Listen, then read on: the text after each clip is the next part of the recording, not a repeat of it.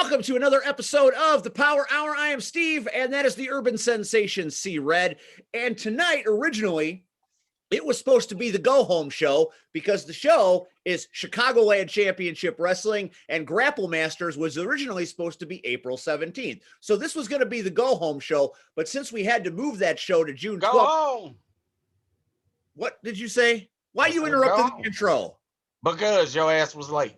I was rolling. Anyway, I'm already home. June 12th. This is now the halfway home show, and I could not deprive the viewing audience of this good a show, so we may do it again in June right before the show. But tonight we have a treat. We have the big three of CCW. That is, of course, the CEO, John Bullard, or as some people call him, John Bullard. We'll get to the bottom of the pronunciation as we go through the show. Jesus Christ, my name gets butchered worse than anything, man. I swear. Well, too.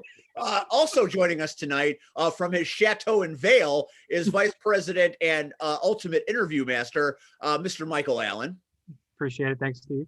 Thanks, Steve. And what would the big three be without a gigantic supervillain? And that, of course, is my broadcast partner, the attractive, the virile, the masculine Joey Roth. Hey, I'm everything and plus a lot more. Okay. Good to see you. So we got Joey, we got Michael, we got John, and we've got C Red, the urban sensation, almost the guy that is the straw that stirs the drink. How you doing, Red? Look, just get the damn show started. Damn. And we're moving right along. Thank you. So, John Bullard, JBL, whatever they're calling, JLB. Sorry, the new graphics on the JLB. Everybody back home always call me good old JB, or they call me JLB. It does to me, as long as someone can pronounce my name correctly, which I'm not bothered by it. The correct pronunciation is Bullard.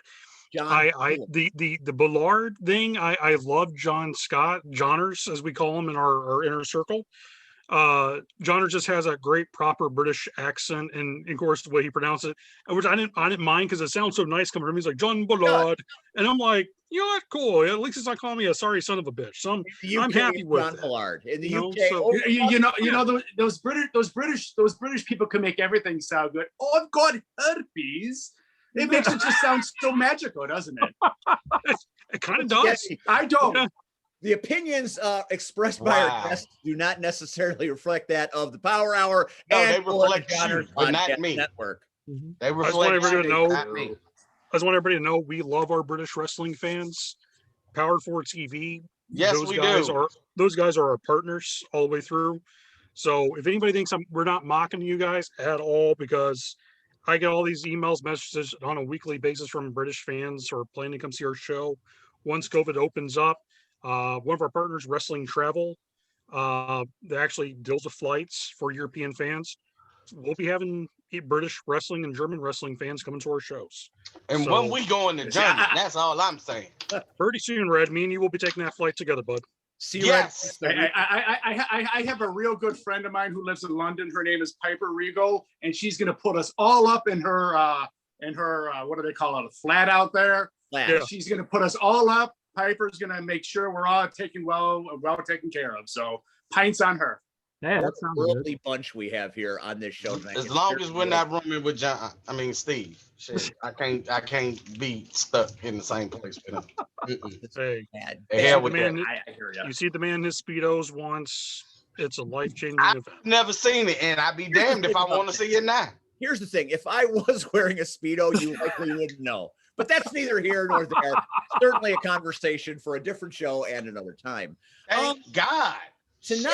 Tonight, we are going to talk a lot about June 12th and Grapple Masters. And we have to start talking about it by talking to John about the switching of dates. I want to tell you my take on that, and then I'm going to let you go. We weren't sure how the world was going to be. And, you know, when the show was planned out, it was last year, and, you know, we were moving forward through the first part of the year. And honestly, back in January and February, it didn't look good. I mean, nothing was looking good. They were talking about doing WrestleMania again in the Thunderdome. None of what has been happening over the last month was supposed to be happening. And John Bullard was faced with a very difficult decision. And John, that's where I'm going to go to you right now. That is a decision I know that you took very seriously and you wrestled with for quite some time. Can you kind of take us through and walk us through the thoughts in your head? Yeah, absolutely, Steve. So it was one of those decisions like, okay, dealing with the county that we're in, people have to understand different states have different laws. And the state of Indiana, every county has a color code that we have to go through. I think Illinois does the same thing as well, too. But with our county, for any form of events, if you're in the blue, then you're at full capacity. You are good to go. But if you're in the yellow, the orange, then you're at certain capacity levels. If you're in the yellow, you're at 50% capacity of what the building holds. So what the state health board is actually holding us to isn't just, oh, you have, let's say, 100 wrestling fans, right? No. They also count how many people are wrestling for you that night, how many people are in your bar, how many people are in your staff, how many outsiders in the other venue are there. They count all that towards our capacity. So it's not like, oh yeah, let's just change dates because, let's screw the fans. Furthest from it. When we made that date change, I wrote every email to every fan we got. And on top of it, I wrote them personal letters explaining to them what happened. And what I did, I also sent them brand new tickets for every one of the events. So that way they have the tickets in hand. They don't have to worry about, oh no, is my old tickets no longer valuable? Nope, you got the June 12th tickets already in your hand. You're good to go. And including, if anybody wants to get in contact with me, I always try to also provide my business card in every one of my letters. So fans have my personal email and phone number. If they want to reach out to me, please do. I try to be the most approachable promoter a person could talk to, because I feel like it's important to build that value with our fan base. So yeah, we had to change the date just to make sure that the fans could still be able to come see the show, and wanting to make sure the matches that we have worked so hard to put together could actually be presented to those ticket paying fans who actually showed up and drove all the way from different states to come see our product. Nothing sucks worse than driving out to a show. You want to see this one big match and you can't have it because, well, capacity levels, we have to cut matches. So it was one of those pick or choose type things. And I chose to pick a later date just to give our fans a chance to have that full experience. It was definitely not taken lightly either. I mean, how many conversations that John and I had at night back and forth? What do you think we talked for 2-3 hours a night. Yeah. What do we think we should do? What cutoff date should we use as, okay, when it comes to, I think we decided on like February 15th. When it came to February 15th, where were we at? And then at that point, it was like, okay, here's what we're looking at. Cases aren't really going down. We're not in a great position here. We're going to be looking at 50% capacity, and that includes everyone. Then we decided it might be even easier to try to extend that out, hoping we were in a better place once the vaccines came out, things of that nature, to have a more full capacity type venue. And I know a lot of that's not, I just don't want anybody to think that was anything that was taken lightly. It was taken in interest of the fans, like you said, not only for the viewing of a full show and viewing of a full card, but also health and safety of the fans and all that is taken into consideration as well. So absolutely.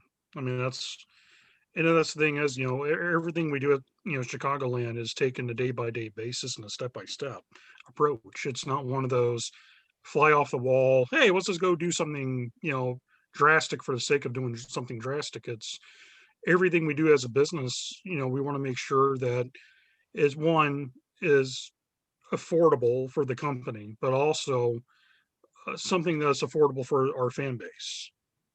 You don't want to lose your fans. And I feel like that's a problem with a lot of wrestling companies. They'll alienate their fans. A lot of companies do that.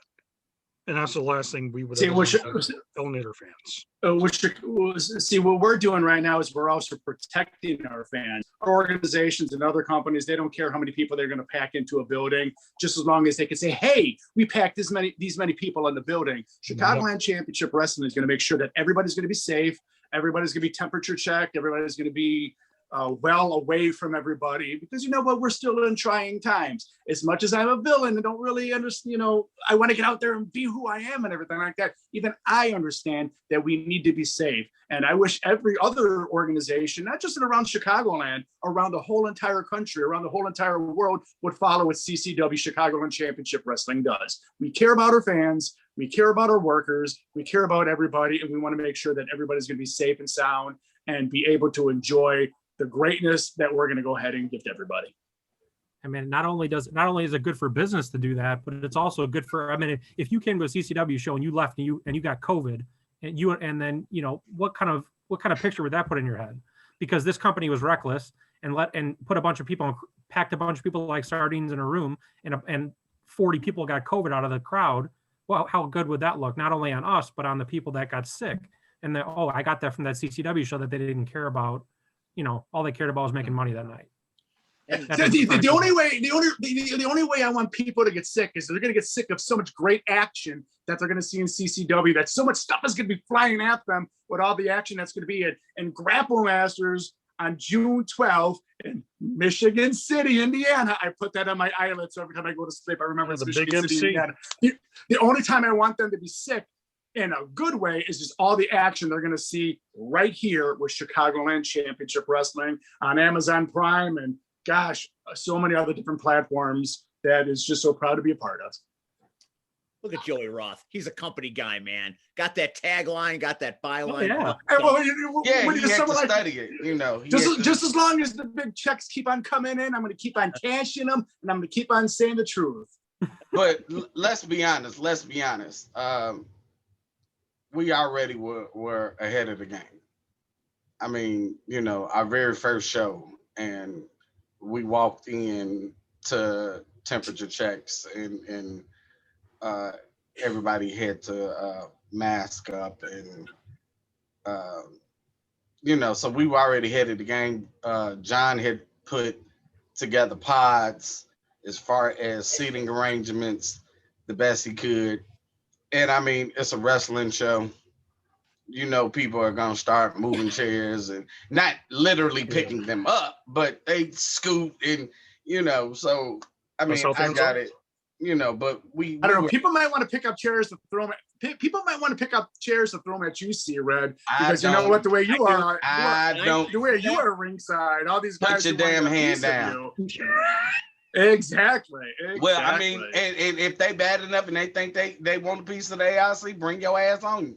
But anyway, nobody's bad. Nobody's badder than C-Red and the ARC. That's right there. That's what I have to say. So C-Red is bad. But anyway, so we were already ahead of the game. From a worker standpoint, I ain't gonna lie, I was disappointed. But then you realize why, the show got pushed back. And John is excellent at communicating what, what's going on. And I mean, then it made sense. It was like, okay, it's what are you gonna do? Okay, the first 4 matches, you guys can come in the building. The other last 4 matches, you guys can't come in the building until they leave. I mean, it just would have been just total chaos. So, I mean, this way we can, again, we still don't know what's going on. So June 12th, hopefully we can adhere to all the rules and regulations of the CDC, the state of Indiana. And we, I'm not even worried about putting on a kick-ass show. The lineup speaks for itself. So, I just need all our fans that are watching, that are listening. Again, one, if you're sick, as bad as you want to be there, stay home. You can check your temperature. Come on, people, let's be honest. You can go on Amazon and buy a thermometer, and if you come to the show sick, You know, You're could going to take your get sent temperature- home anyway. So You we could take your temperature one of two ways. It's either, you know, the good way with the little scanner gun to your forehead, or we could do it the exact opposite way. And I don't think you're gonna want that because it's not gonna feel so good. But then again, I don't know. Joey, we talked about this. June 12th is not Proctologist Appreciation Night. We're not doing that. Yeah, we're not minor league baseball teams yet. We don't have those special nights where like bobblehead night and special proctation night. You know, get your rubber gloves and cough for us when you turn your head to the Yeah. left. Yeah, Yeah. who's running the table? Who's running the front table doing that? Hey, see red. And, See I'm red. good. I'm damn good. sure ain't see Might red. as well have the pain in the ass inspecting the ass. Then that's you. Damn. Who was going to say that? I knew it. Wow. Ooh, Moving feel the- right feel along. the heat in this room. John, you know, I want everybody's opinion on this because I think this is what's kind of sets CCW a bit apart from most of the other promotions that A, I've worked for, and B, that are doing things right now on the independent scene. That is, you're starting to get some of this, you know, on some of the major promotions, but I think John kind of was dealing with this stuff even slightly before them. Cross promoting. Now it's all the rage now. You know, you've got the Forbidden Door kicked off its hinges in the land of the rich and famous. But John has been a big proponent of cross promoting since ever before Thunder Rosa showed up on an episode of AEW brandishing an NWA title. John has been cross promoting hard almost for since the inception of this brand. Between Elevate Pro and some of the Lucha promotions. John, talk about your priority with cross promoting and having partners across the brand to make the brand bigger. Why is that important, number one? And how do you know who you want to work with? With me, Steve, trying to give a little backstory, reason where this all fall into at. Growing up in the South, I grew up as an old school NWA fan. And I grew up watching back when it was like the Crockett's and Georgia, you know, it's just that style of wrestling. And so I've always had the appreciation of the territories and how promoters would work together back in the old school days. And they had a certain talent the other promoter wanted. Okay, I'll send you this talent, send me someone in return. Back then in New York, they would send Andre the Giant to go work all these territories, and they knew Andre would pop the house every night and have a sold out crowd for every promoter he worked for. I've always had the same philosophy. When I broke into the wrestling business, one of my first trainers and teachers was a gentleman by the name of Jim White. He was the man who was actually Jerry Lawler's mentor and tag partner back in the 1970s. Jim White always taught me how things worked in a territory, how promoters did business, and how bookers booked shows. That man took me under his wing when he didn't have to, but he did. So when I decided to start Chicagoland, I wanted to bring back that style of territory. Not trying to say we're a territory or bringing it back, but we're working with quality promotions. That's the first thing I look for, is a quality of shows and quality of talent that people bring. Unfortunately, with COVID-19, a lot of our promotions that we're working with right now, they're kind of on hold because some states are not allowing wrestling to happen. I think the folks at Elevate Pro are doing a great job. I think Brittany has been fantastic. I think Ben deserves a lot of praise for what he's done down there because he's the main trainer. He helps make sure those kids are ready to travel and get ready to be prepared for television. We also have other partners too. Of course, our German partner, Championship of Wrestling out of Germany, is a great promotion. We also have DNA Pro out of England. David and his partner runs a fantastic promotion. They're kind of a newer promotion in England, but the guys at Power 4 TV works with them personally, and they do a fantastic job. We're also have our partners in 2AW in Japan, ran by the legendary Ricky Fuji, which I know Ricky very well because I used to also personally back in 2012 to 2014 work with the Japanese offices on a personal level as a Gaijin talent scout. So I have this background working with all these people. One of the things that we got coming up, and I guess I'll make this a little announcement to hype up what we're doing in June, but a big announcement for what we got in August. It was very exciting. So, we have a tag match coming up in June between Youth Gone Wild, who has been on a steamroll of winning belts in every company they're in now No doubt. since they've reunited. Mhm. Tom and Matt's been kicking Back ass. again. I'll say that straight up. Tom and Matt has kicked a lot of ass, and they've done a great job. They're going to be wrestling probably one of the best old school tag teams I've ever seen in the Outrunners. We have Truth Magnum and Floyd Turbo.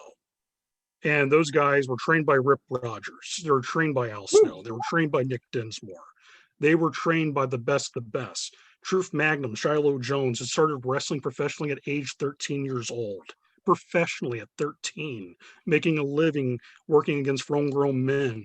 This is all he's ever done. What makes this match so important on June 12th is that two of these tag teams finally face off in what I like to believe is a big fight atmosphere. You have two of the absolute best at what they do. The beautiful thing is our partners in Guerreros Aztecas Wrestling in Mexico, our good friend Roberto, the owner of the company, has distinguishedly blessed us that the winner of this contest Here we go. will take on Whoa. the international Mexican tag team champions, Bryce Benjamin and Marche Rocket, on our August 21st show Now that is a big announcement. That is a for big for the belt. for the belts. So the very Title first match? time, for the very first time in American soil, those tag team belts will make their appearance in this country and be defended on this soil for the very first time in history. huge. Wow. That That's is the history. bombshell. That's history. That's not a match. That is history being presented in front of all those fans, in front of everyone being part of it. And with two guys, whoever would win in that tag team, both are veterans that have worked hard to get where they're at. Some guys been overlooked, I feel like, over the last few years. I think both teams have been overlooked over the years for how good they were. And you look at the ultra talented Marche Rocket and Bryce Benjamin. Both of those guys should have been on national television and stayed on national television for years. And we get the blessing to have this type of tag teams in our company, because tag team wrestling matters what we do here. Chicagoland is about tag team wrestling. It should be why we show up and cheer on the things that we remember as our childhood: the Rock and Roll Express, the Midnight Express, Demolition, the Road Warriors, all those great tag teams over the years. Tag team wrestling has always been a love of mine. My best friend who passed away, Chris Martinez, was a huge advocate for tag team wrestling. So was I. And it was one of the things that we talked about every single day when he was in the hospital was, man, when you start running, showcase tag team wrestling, make that matter again. Make tag team wrestling something that people can look at and go, damn, that reminds me when I was a kid watching good tag wrestling. Because WWE doesn't care about tag wrestlers. They don't. AEW, everyone's in a faction, but I mean, it's just matches thrown together for the sake of this thrown together. So what we do here at Chicagoland is showcase good tag teams, real tag teams. And so our partners in Mexico are giving us this huge blessing to present this tag team title match between two great tag teams. The winner of that versus, probably, in my opinion, I will say right now, probably the Midwest best tag team going. Because name me two other guys that are as talented as Marche and Bryce Benjamin. I'll sit and wait. It's definitely a short list. Now, I've been doing this for over 17 years, and I started out in tag team wrestling. And to me, this is actually getting me excited for something like this. This is the first time. This is history right here. Not just in Chicagoland, but the whole everywhere. This is history. Holy crap, man! I'm excited. It's going to be on our show in Michigan City, Indiana. I mean, it's going to be on our show, like literally our TV taping, Michigan City, Indiana, in August. This is going to happen. It's just incredible. And Steve, you and I get to call this. How exciting is that for everybody to hear us call something like this, and how exciting for everybody to see a match like this? Unbelievable. It's pretty cool. Unbelievable. You're assuming though that I'm not going to have the aneurysm in June to make it to August. So let's take one show at a time, and just hope my health insurance is paid up. Because First of all, y'all better just hope he makes it period to June, because he's been poking too many damn bears on this show. So I'm just see, Red, Red, it's all good because I think your behind would look perfect in that seat. well, I'm sorry, I have to work that night. I have a date with a pretty young lady that night. Yeah. So Miles and JPL are going to take care of the garbage, and I am going to wine and dine the young lady and sweep her off her feet. So if Steve is dead, whatever, after if you keep up with afterwards, I think you keep this up with her, you're the one that's going to be dead, brother. She is going to kick your. Dude, do I look? She's going to kick that stick out. That stick is going to go down your throat, out your rear end, man. And then you could be the proctology night. So this is the second time, you guys, he's brought up rear ends, so we can kind of see who has the infatuation with butts. I think I'm going to move my chair maybe definitely. I'm glad I'm maybe 6 feet away from Steve on June 12th during our sold out show. I'm definitely glad I'm 6 feet away from him because I'm kind of worried now. Well, this took a delightful turn. Let's move on to the next subject. There are 5 of us. So I think I'd like everybody to talk about what their favorite match is on the card June 12th, because C-Red has been preaching this since we started talking about it. The card is stacked. Those are his words. And C-Red, 19 plus years in this business, I believe, was at the last count, has worked and seen some of the most stacked cards in histories. And for him to say this card is stacked, that there's some meat behind that statement. I want to start with Michael Allen, Vice President, because you're the guy behind the podium. You're the guy right in the thick of it. So, you have a perspective that nobody else has. They talk about the best seat in the house being commentary. Well, you might have a seat slightly better than us on commentary, being right there at the podium. What do you like? What's your match of the night for June 12th at Grapple Masters in Michigan City?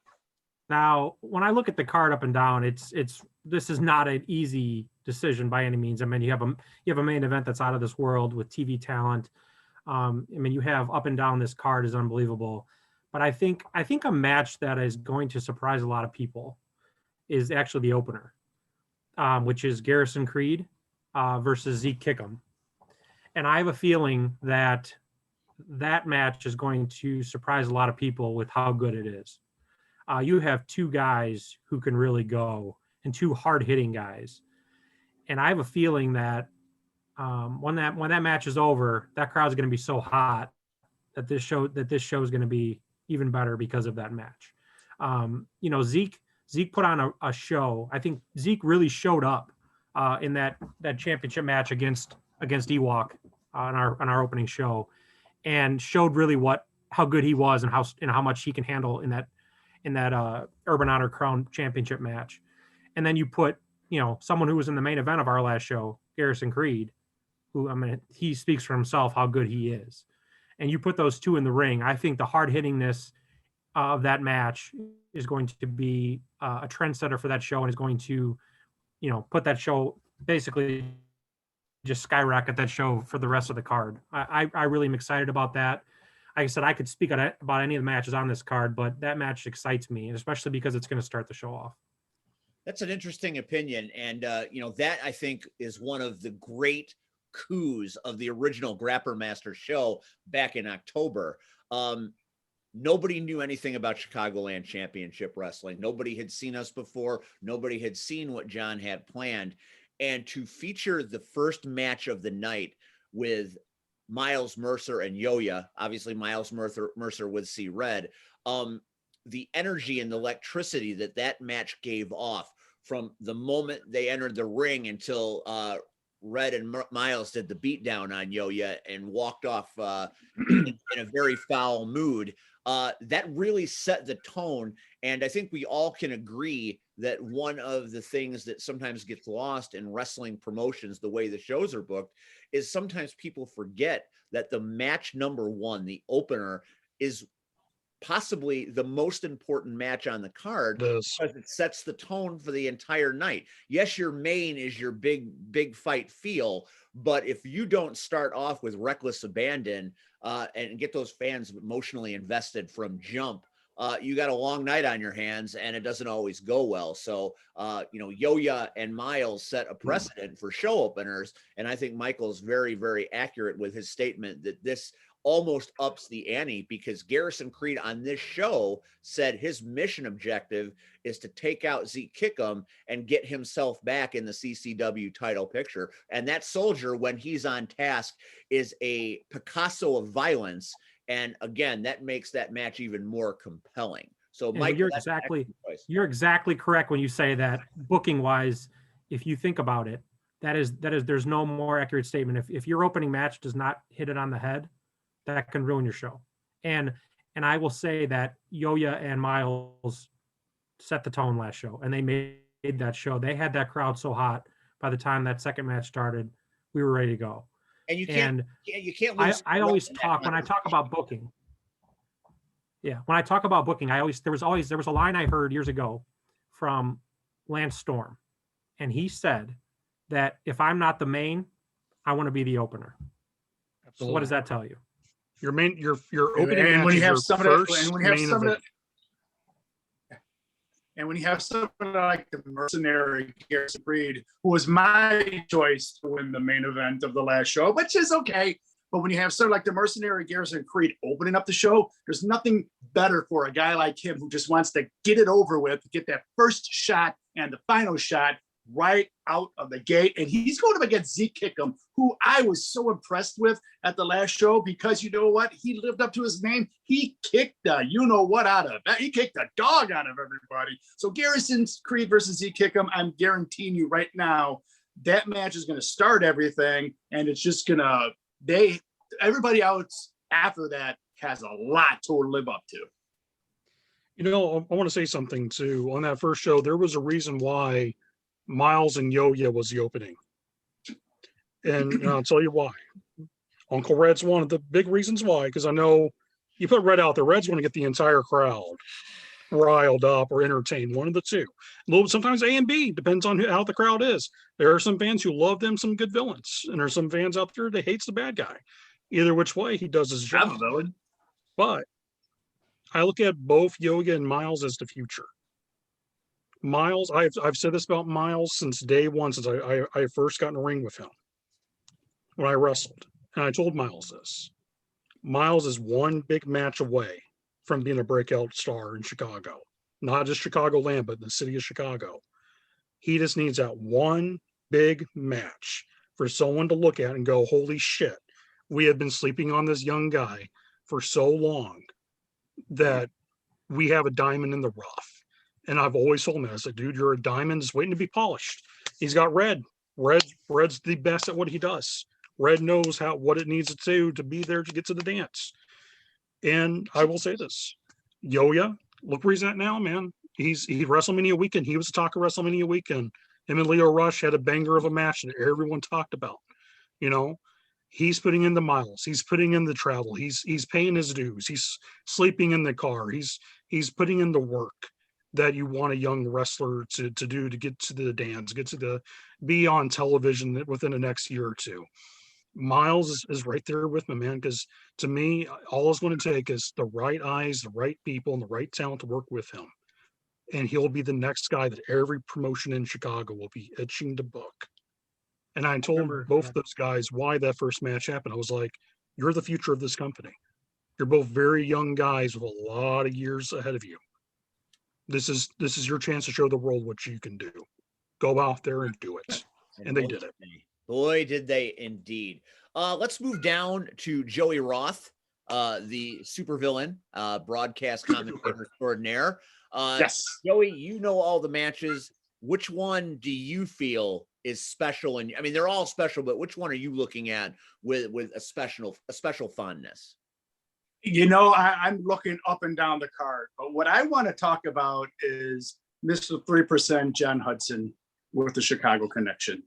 Okay. John Hudson is going to be going up against, what's his name, Chip Walker in this show. Walker. Yeah. Nothing against Chip Walker. He's a phenomenal talent, a good guy, so on, blah, blah, blah, blah. But John Hudson, he made a splash at our last show, Grapple Masters, and the debut on Amazon. And I want to tell you right now, with the tutelage of P.L. Myers, Kingpin, Cognito Jones, the Chicago connection, John Hudson is going to be coming to our show on June 12th, our sellout show, June 12th, Saturday Night Grapple Masters, and he is here to make a point. And Chip Walker, I think you're a good guy, you're a good wrestler, you're a good whatever, but you need to watch out for Mr. 3% John Hudson, because he put Chicagoland Championship Wrestling on notice. John Hudson, that is the man to watch. He's part of the Chicagoland connection. Steve, whatever. But I want to say right now, that match right there is going to have every single eye, not in the Midwest, not in the world, but the whole entire universe is going to be watching that match right there to see what John Hudson could do. That right there is going to be my match, my pick for match of the night right there, just to see what John Hudson's going to do with the Chicago connection on June 12th. Solid pick. I want to say something though, and I feel like this has been the mistake of every Chicago Connection member, is that they are overlooking Chip Walker. Don't get me wrong, I respect the hell out of John Hudson. John Hudson has put in the work, he's put in the time, he's made the travels, he's busted his ass to get where he's at. Oh yeah, But he also has- no doubt. Hold on. But let me finish. Okay, go boss. But he has to understand. I understand he goes to the gym, he's lifting the weights, but he also has to understand too that dumbbells don't hit back. A hungry competitor who knows that he has nothing to lose. That's the thing about Chip. Chip's been over to the office. Chip and me has talked. And he said to himself, I know I have nothing to lose. I either go in, get the shit kicked out of me, or I'll hit the ring and I'll kick the shit out of him. There is no wins or losses. This is, I'm here to do my best to prove to the world I deserve to be in the same ring as that man. Okay, but that's a scary person to be dealing with in a wrestling match. You think about that. He doesn't care what you do to him. He does not care. He's there to make a statement on why he's there. And John Hudson wants to prove to the world.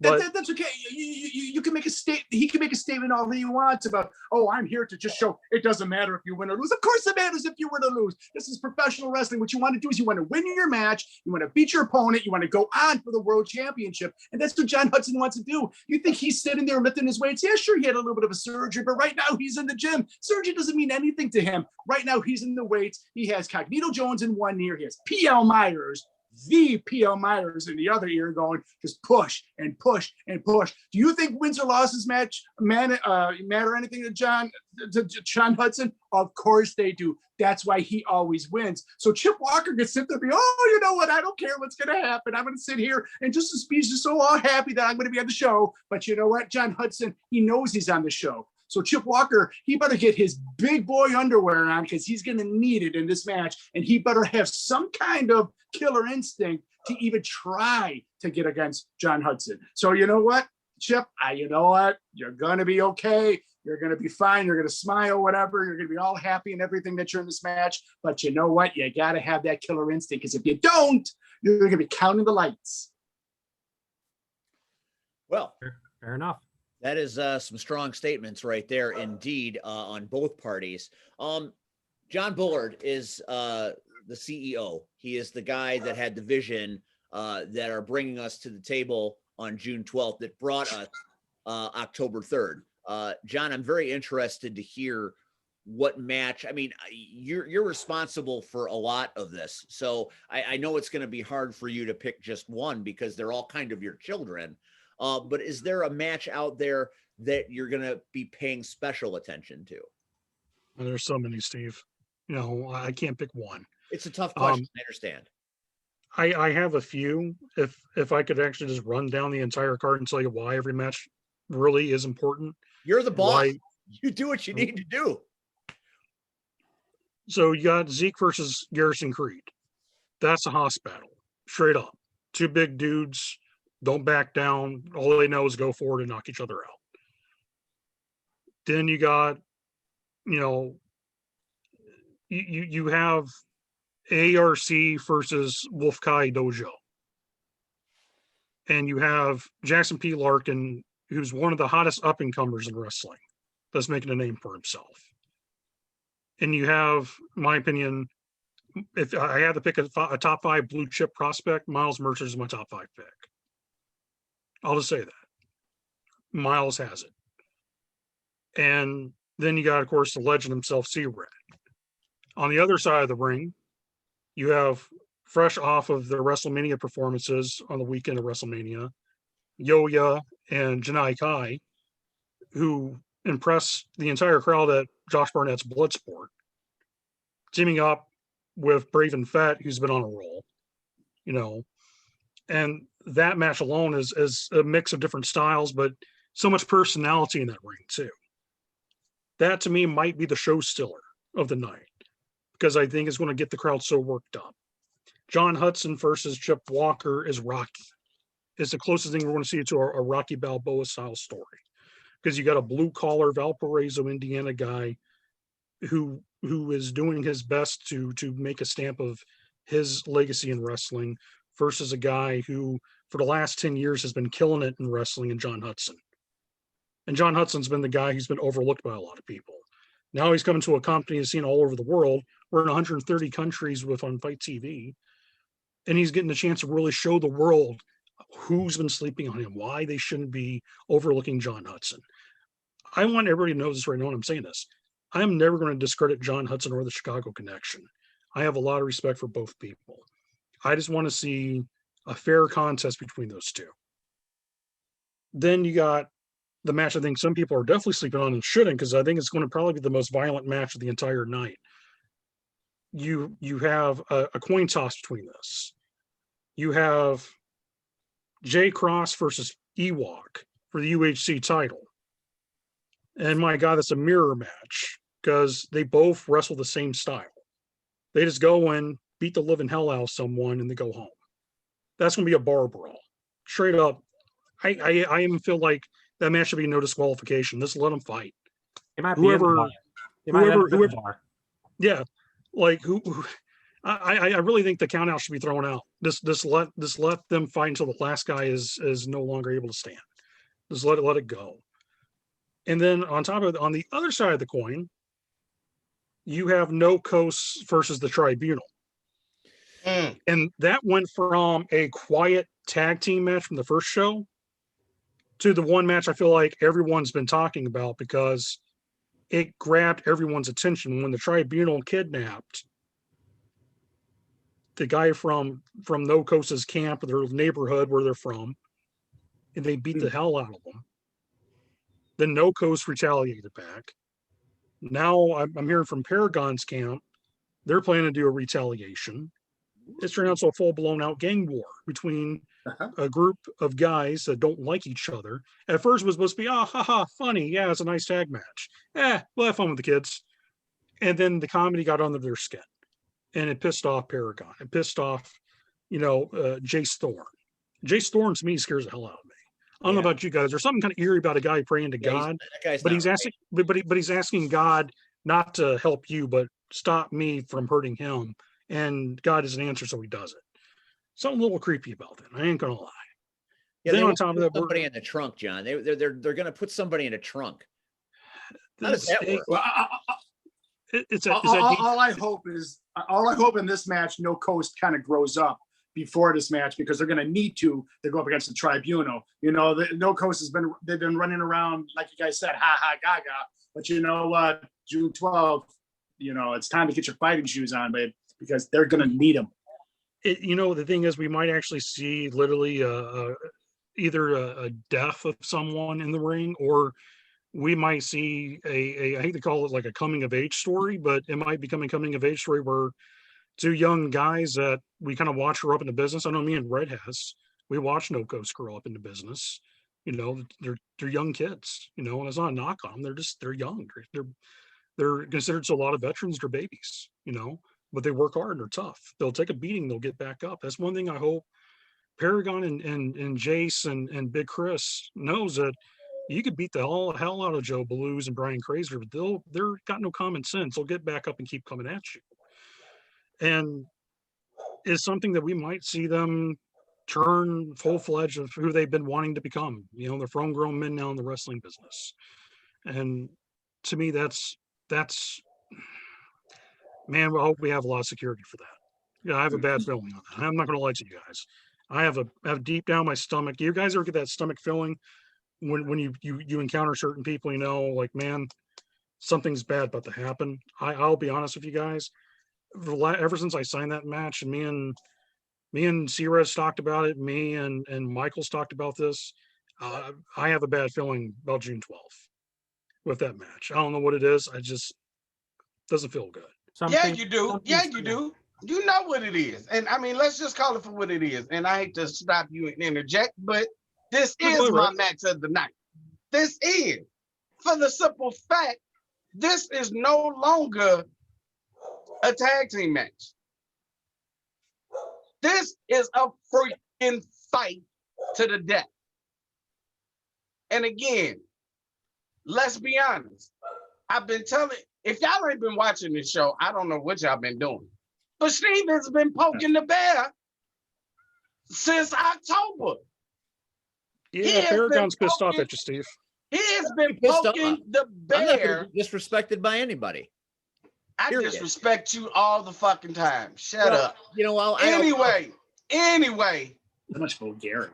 Again, he has been poking the bear, and he hasn't made this easy. Because one week is Paragon, next week is Joey Blues. Then, oh, well, guess what? We're gonna put them both on at the same time. Really?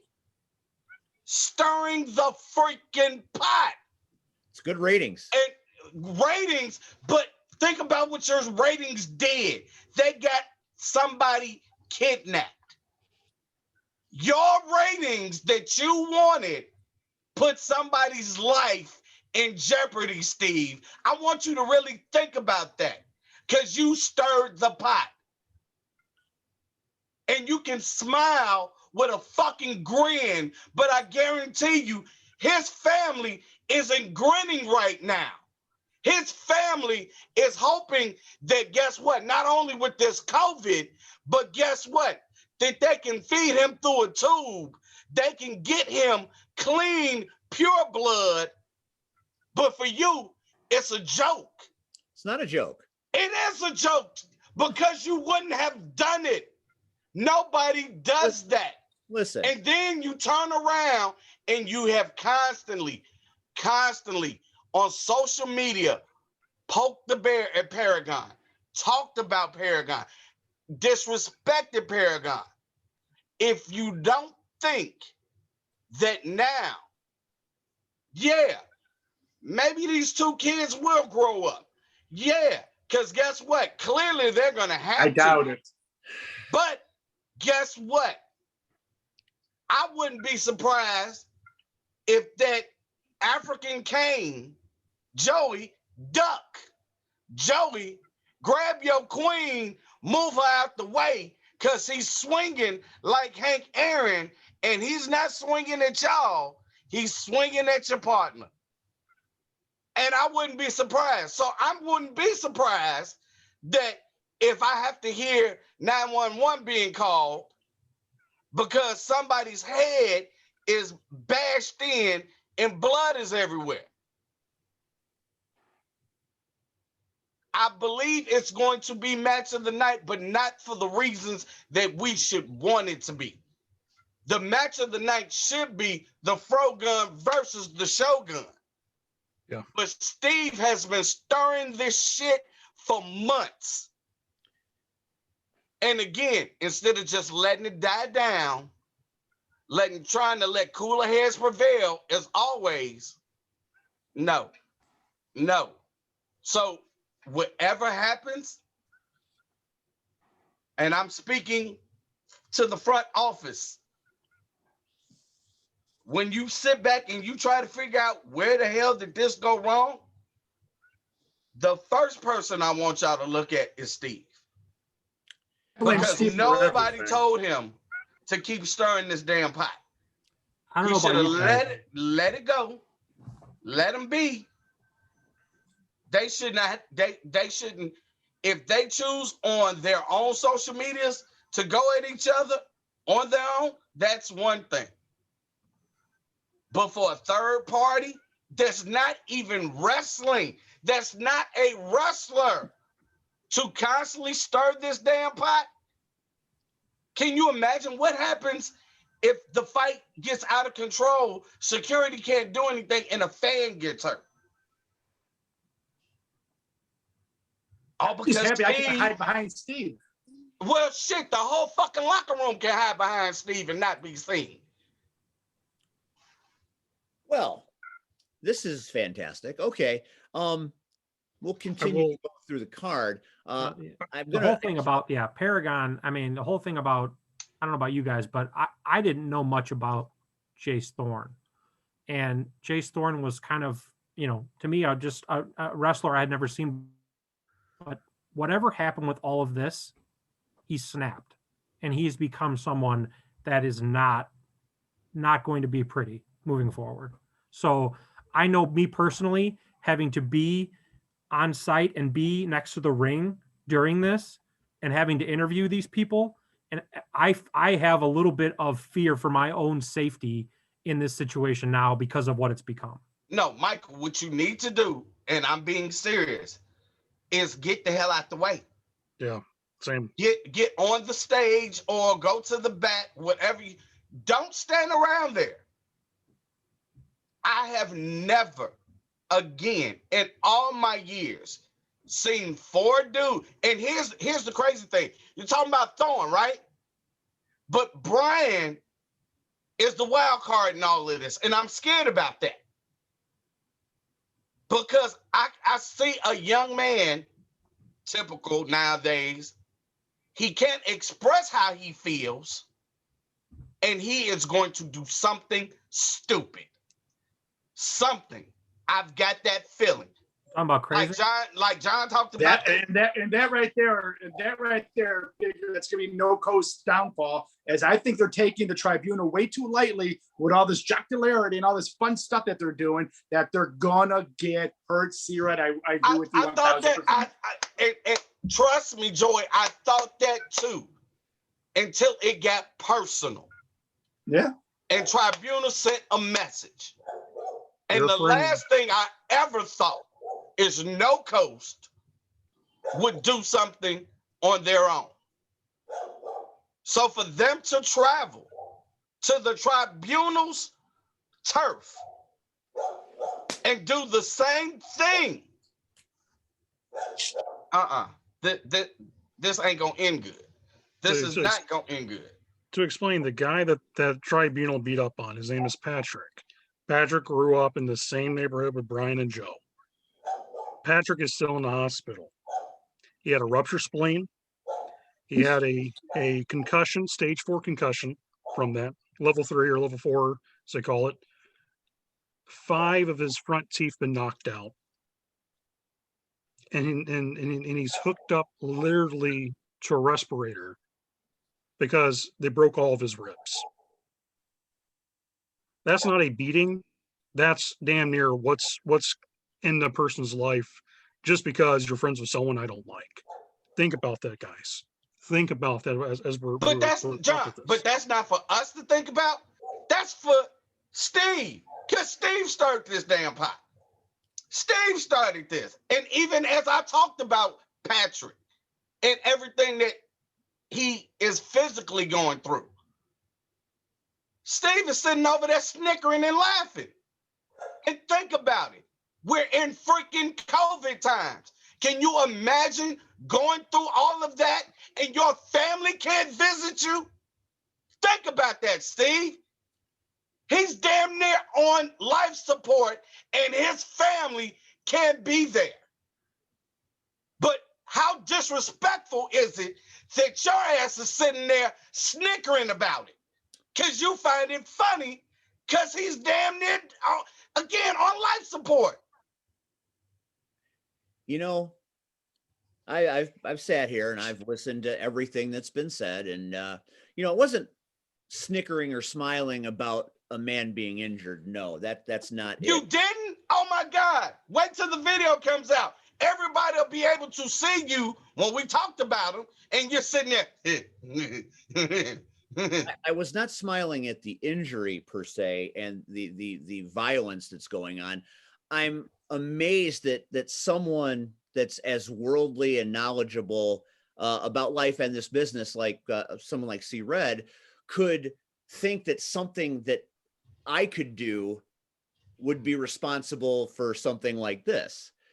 You're giving me an awful lot of credit for creating something that all I really did was put two groups on a show that are going to fight to have them kind of talk it out. So I didn't talk it out. Now wait. Does Now, that wait a even minute. make sense? See, Does Red, that even make sense? see, Red, shut your damn mouth or I'm eliminating you from this call. I like to fucking see you try. You're going to let me talk right now without interrupting me. Don't I sit let here. you talk. Don't sit here and act like your ass didn't do shit. Don't try to. So now that he's muted, I would like to tell my side of the story. You see, C-Red is not allowing me to speak, which is a customary here on this show. And now he's gone. So we'll see if he comes back. The point of the matter is, we had them on our show. We had guests on our show, and they got into it. Now, there had been kidnappings and things that happened way before I had anything to do with it. And I'm not going to sit here and listen to somebody blame me for somebody being in the hospital. It's just not accurate. It's not true. It's inflaming a situation. It doesn't need to be inflamed. Have I had dealings with Paragon? Yes. Will I continue to have dealings with Paragon? Certainly, because the man doesn't respect me and he disrespects me much like C-Red does. Now, C-Red and I have a long history, so I give him a little bit of more latitude than I do most people. But I feel like I've done enough and been enough places where I don't deserve disrespect, even though I'm not a wrestler, as people certainly enjoy saying. But I agree with you in this matches. C-Red was right. Paragon and Jace Thorne versus No Coast is certainly a match of the night. It's certainly a candidate match of the night. I think that Jay Cross versus Ewok is going to be something very special. And of course, we had Frogun on this show last week, and that man is about as great as anybody that John has ever brought in. We've only touched the tip of the iceberg with this one. So again, this match is this card is solid from pillar to post. You know, there's no bathroom break in this show, John, and I think that is a testament to your brilliance. There's two other matches we haven't even touched on, which Go ahead. is Three, actually. There's three. well, we haven't touched. Well, yeah, if we're including the Frogun and the Shogun, but I'm talking about. I think you know which two matches I'm talking about, which is Marche Rocket versus Chris Moore. Yeah, and then also the 6-man tag also that's on the card with Air Country and Kripke. The man. How did you word it today? The man called the Brave Army. The man called Kripke, and then the Sim City Playboys. So I mean, we have two matches we haven't even talked about, including our main event. Which so I'll let you go ahead and continue, John. But I definitely want to make sure we get those in before we wrap up this, because those are important to speak about. Yeah, I mean, absolutely. Man, I was not planning tonight to be so explosive. Steve, it makes me like you even more. Looking at Chris Moore versus Marche, you have the fans haven't seen Chris Moore wrestle yet. But Chris Moore, best way I could explain him, he's the heavy hitter for the Tribunal. And Chris, when the first time I've ever saw Chris, it freaked me out by how massive of a man he is. He is it was like almost like a walking refrigerator when you see him. Like, he's that broad. He's a huge, I don't mean fat, I mean he's just a big muscular dude that can move. You're talking about a guy who can do kick-ups and do suicide dives and flips at near 300 pounds, and his strength alone, he's a power lifter. So you take someone who's a freak of nature with strength and his agility, and then you put him in a ring with someone who's probably been one of God's greatest gifted athletes that ever walked, Marche Rocket, and you're literally going to see magic. I think that match alone could definitely be the show stiller. Then you have, of course, on the other side, what was supposed to be the Brave Army. Of course, Gunnar Brave had his accident. He had an injury at a show. Oh. And of course, we're waiting on doctor's clearances on that to make sure he's good to go, because, well, concussions do matter to us here. We care about people's, injuries, and brain trauma is something that, we don't take lightly. And so I want to make sure that he is medically cleared by the doctors, and make sure that, one, he's healthy and safe for daily living, let alone getting inside the ring. So in that place, we do have Johnny Nye, Toli Bertarelli, and the one and only Solomon Stone, the Gold Rush, with dastardly, the man known as Bulletproof, Bo Anderson. And on the other side, we have the debuting group of Air Country, who was a huge successful tag team, and Brew City Wrestling, Nice. with Frankie DeFalco's group, And then we have a young man who's been tearing it up in the state of Indiana. In my opinion, another guy who's a hidden gem in the world, and that's in the young Jared Kripke. And I think this match could be the sleeper cell match of the night, where people may underestimate actually how good this match really is, because Air Country is a great established tag team. Jared Kripke is one of the best young junior heavyweights in the Midwest. Then you turn around, you got the bull in the China shop, Toli Bertarelli. You have the handsome high roller and Solomon Stone, who's a great technical wrestler. And then you have the world's biggest ego that could fill up every rock stadium in the country, and Johnny Nye. But I can't take away from Johnny's work rate and ability. Johnny gets it done in wrestling. And then you add in the it factor. Yeah, Bo Anderson. We watched that tag match with the Thieves of Greatness versus the Sin City Playboys. Who was the benefactor in that? Who was the person to actually set the tide of victory in the hands of the Sin City Playboys? That was Bo Anderson. He's an effective manager. He knows what's to do, what not to do. So that 6-man tag there. But then we got the main event. We have the Fro Gun versus the Shogun. And to me, Chris Logan has been the silent champion. He hasn't gone around telling people he's the champ. He hasn't gone around cutting a million promos. But the thing is, he doesn't need to. You see him carry that title with him everywhere he goes. He takes pride in that. He's the pride of Chicago. He's a man that represents the people of Chicago. And then you have a guy who has 4 heavyweight titles on his shoulder. The man representing Detroit, Michigan, in the Fro Gun, D-Ray 3000, wrestled in TNA. He's wrestled in WWE. He's worked with the best of the best. He's learned from the best. And literally, we're kind of seeing Barry Gordy's The Last Dragon, come to life. Maybe there's some glow. Who knows? But you got the Fro Gun versus the Shogun, and that title alone, if you haven't bought a ticket, my God, that title alone makes you want to buy one. It's a matinee marquee type of event. And June 12th, we give these fans the best show in the Midwest. In my opinion, we're giving them $10 for general admission, $30 for a family 4-pack. You can't beat that prices. You go to any other place in the Midwest, there's companies out there charging $50 for one ticket, let alone $30 for a whole family of 4 to go enjoy the night of wrestling. Not knocking anyone's on their prices, but this is how it is. To me, I feel like we always give our fans their money's worth. And that should always be the theory of any promotion. You don't screw your fans on what you're doing.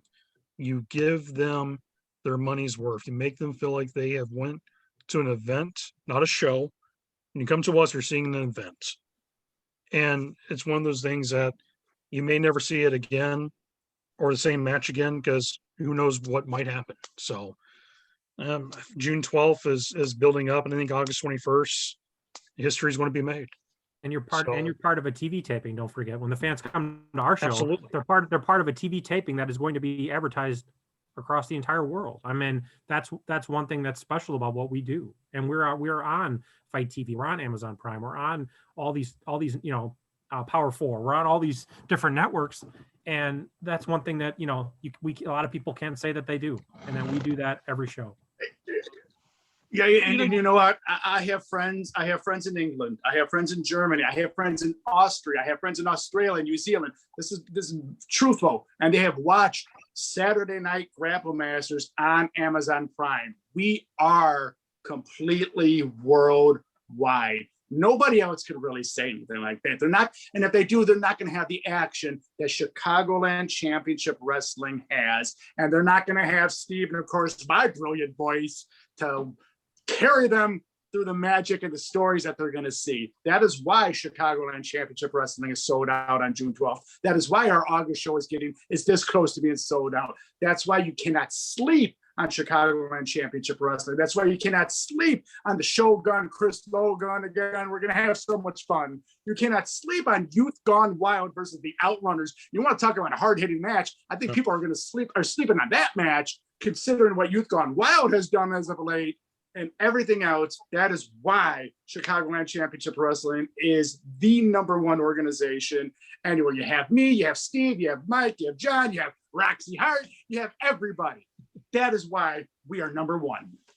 Yeah, and I want to say this. I know you guys probably about to close out the show, but I want to say something, and this is from the heart. Thank you guys, each and every one of you, including C-Red. I hope he was about to come back on, but a lot of people have been giving me a lot of credit on stuff, and I appreciate the hell out of that, because I do this 24/7, and there is no off night for me. This is what I do. This is how I make a living. And when I hear people who work for me say, well, we're just a cog in a wheel, but we're glad to be the cogs. But here's the thing. If you take a cog out of the wheel doesn't run. Everyone is an important factor in this place. I don't care if you're the ticket collector that my mother-in-law is. I don't care if you're the security guard, the concession people, the bartender. I don't care if you're security. I don't care if you're the people who set up the ring, take down the ring announcer that we have, Greg Hansen, who deserves a ton of credibility for what he does. Greg does a lot for this company and deserves a lot of praise over the years, and other companies didn't give him that, in a lot of places. There's some that have, but others that haven't. What you and Steve does on commentary, Joey, is damn good. You guys are good commentators. You guys do your job. Michael Allen is without Michael, I wouldn't have my left hand. Michael is my left-hand guy. He's my right-hand guy on top of that too, because we put stuff together. We format shows. We spend countless hours drinking cups of coffee, keeping each other awake while we're making sure that every match makes sense. Every match has a rhyme and reason why we do what we do. And look at Roxy for all the interviews that she's done to help out Chicagoland. DDJ, Dennis Day Jr., another guy that almost every podcast is about CCW. Everyone who's part of our company is a family member to me. Everybody who works, without you, there wouldn't be Chicagoland.